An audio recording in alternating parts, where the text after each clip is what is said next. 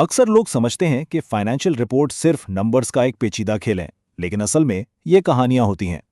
आज हम ये समझने की कोशिश करेंगे कि कंपनियां अपनी कारकर्दगी की कहानी कैसे सुनाती हैं, और उससे भी ज्यादा अहम बात यह कि वो कौन सी तफसीलात हैं जिन्हें वो इस कहानी से बाहर रखना पसंद करती हैं। अब ये सवाल सुनने में तो बिल्कुल नामुमकिन लगता है ना? भला कोई कंपनी $117 मिलियन के भारी नुकसान को $81 मिलियन के शानदार मुनाफे में कैसे बदल सकती है? तो जनाब, ये कोई जादू नहीं, बल्कि फाइनेंशियल रिपोर्टिंग की एक ऐसी तकनीक है जिसे समझना बहुत जरूरी है। इस मालियाती मुअम्मे को हल करने के लिए हमें एक हकीकी मिसाल देखनी होगी। तो चलें, एक मशहूर कंपनी की आईपीओ फाइलिंग में गहराई से उतरते हैं और देखते हैं कि ये आदादो-शुमार का खेल असल में खेला कैसे जाता है। तो कहानी शुरू होती है दो मुनाफों से। एक ही कंपनी, एक ही तिमाही, लेकिन दो बिल्कुल मुख्तलिफ, एक दूसरे से बिल्कुल उल्ट नताइज। आइए देखते हैं कि आखिर ये हुआ कैसे। ये है ग्रुपॉन की 2011 की पहली तिमाही की रिपोर्ट। देखें, ऑफिशियल अकाउंटिंग रूल्स यानी गैप के मुताबिक कंपनी को साफ साफ $117 मिलियन का नुकसान हुआ। लेकिन फिर अचानक एक बहुत बड़ी ऑनलाइन मार्केटिंग एडजस्टमेंट की जाती है और कंपनी अपना एक नया मेट्रिक पेश करती है, एडजस्टेड CSOI, और ये क्या दिखा रहा है? $81 मिलियन का मुनाफा। तो ये एडजस्टेड CSOI आखिर है क्या भला? ये ग्रुपॉन का अपना बनाया हुआ एक पैमाना था, और इसकी सबसे हैरानकुन बात ये नहीं थी कि इसमें क्या शामिल था, बल्कि ये कि इसमें से क्या निकाला गया था। उन्होंने अपना सबसे बड़ा खर्च यानी नए ग्राहकों को लाने की लागत, ऑनलाइन मार्केटिंग को ही हिसाब से गायब कर दिया। ये स्लाइड इस फर्क को बिल्कुल वाज़े कर देती है। एक तरफ बाज़ाब्ता अकाउंटिंग के तहत $117 मिलियन का नुकसान, और दूसरी तरफ कंपनी का अपना पसंदीदा खुद साख्ता मीट्रिक जो $81 मिलियन का मुनाफा दिखा रहा है। ये दो बिल्कुल मुख्तलिफ हकीकतें पेश की जा रही हैं। ग्रुपॉन का ये केस कोई अनोखी मिसाल नहीं है। ये दरअसल एक बहुत आम हिकमत अमली का हिस्सा है जिसे नॉन गैप प्लेबुक कहा जाता है। ये एक ऐसा तरीका है जिसे कई कंपनियां अपनी माली कारकर्दगी को हकीकत से ज्यादा पुरकशिश दिखाने के लिए इस्तेमाल करती हैं। तो कंपनियां ऐसा करती क्यों हैं? ये इक्तबास इसकी वजह बताता है। जब सरकारी गैप नताइज अच्छे ना हो तो इंतजामिया तवज्जो हटाने के लिए अपने बनाए हुए नॉन गैप नंबर्स को नुमाया करती है। तो ये नॉन गैप आमदनी है क्या? सादा अल्फाज में ये कंपनी की कारकर्दगी की एक हाईलाइट रील है।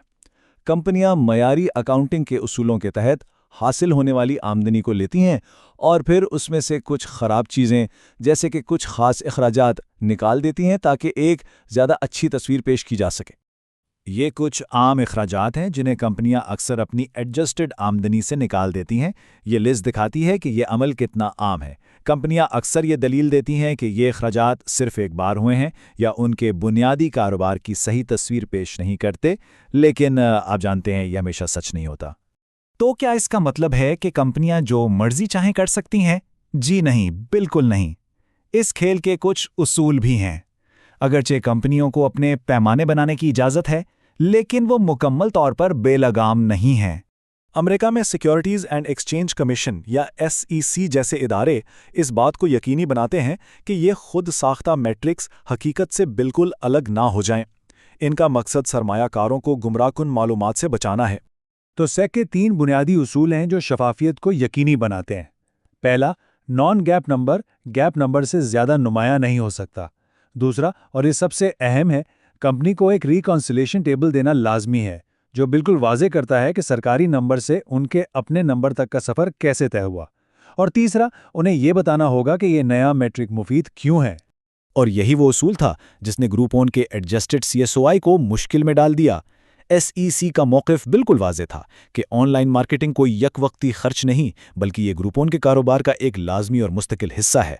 आप अपने बुनियादी कारोबारी अखराजात को सिर्फ इसलिए नज़रअंदाज नहीं कर सकते कि वो आपके मुनाफे को कम करते हैं। तो उसका नतीजा क्या निकला? SEC के दबाव के बाद ग्रुपॉन को अपनी फाइलिंग पर नज़र-ए-सानी करनी पड़ी।